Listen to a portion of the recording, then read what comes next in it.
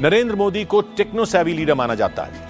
वो भी आज से नहीं, जब वो संघ कार्यकर्ता थे तब से।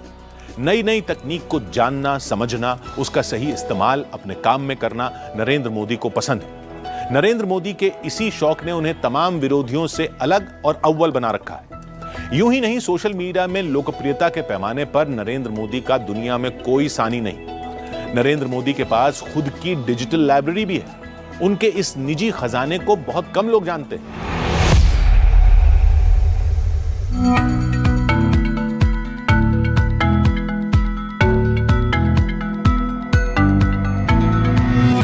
X 108.7 million, Instagram 96 million, Facebook 50 million.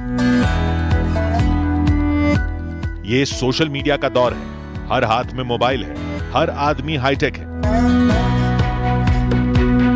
इस दौर में लोकप्रियता और विश्वसनीयता सोशल प्लेटफॉर्म पर फॉलोअर्स की संख्या से तय होती है। नरेंद्र मोदी निर्विवाद रूप से सोशल मीडिया के सबसे बड़े वर्ल्ड लीडर हैं। ऐसा क्यों है? यही तो है नरेंद्र मोदी का विस्तार, समय से आगे चलने की उनकी सोच।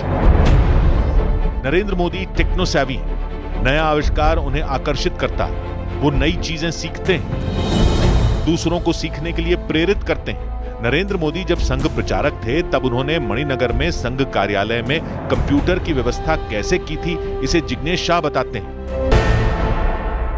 मैंने बोला हाँ, मेरा दोस्त है अनिल पटेल जो हाल में अभी कनाडा है, वो कंप्यूटर का ही उनका बिजनेस है, तो मैं उसको लेके आता हूँ। फिर मैं उसको लेके गया नरेंद्र भाई के पास, तो उन्होंने उसके साथ कंप्यूटर सब्जेक्ट के ऊपर, टेक्नोलॉजी के ऊपर कम से कम 25 से 30 मिनट डिस्कशन किया, जबकि वो एक नया सब्जेक्ट था।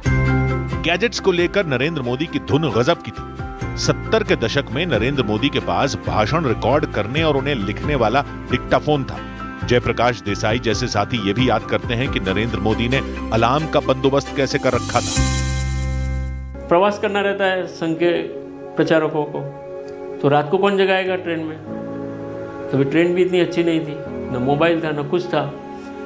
तब उनके पास छोटा, एकदम छोटा इलेक्ट्रॉनिक अलार्म था। तपस्वी जैसा धैर्य, टेक्नोलॉजी से up to date. Narendra Modi को सबसे बड़ा पॉलिटिकल ब्रांड बनाता है उनका खोजी दिमाग। नरेंद्र मोदी में तकनीकी माध्यम से लोगों से संपर्क साधने का अनोखा हुनर है। मोदी जी उस समय, मैं 96-97 की बात कर रहा हूं, जब उनका ईमेल अकाउंट था, उनके पास एक कम्युनिकेटर था, नोकिया कम्युनिकेटर। हम लोग इतने मोटे मोटे फ़ोन लेकर चलते थे, पर लेकिन उनके पास नोकिया कम्युनिकेटर था जिसके जरिए वो कम्युनिकेट करते थे। नरेंद्र मोदी ने संवाद के हर माध्यम को जनसेवा का औजार बनाया। उनकी खिंची इसी लकीर पर विरोधी भी चलने को मजबूर हैं। जब ट्विटर आया, फेसबुक आया, सोशल मीडिया को एक तरह से अर्ली अडॉप्टर्स यदि राजनीति में है भारत में, ये केवल और केवल मोदी जी है। तकनीक ताकत का पर्याय होती है। नरेंद्र मोदी ने जिसे शिक्षा से जोड़ा।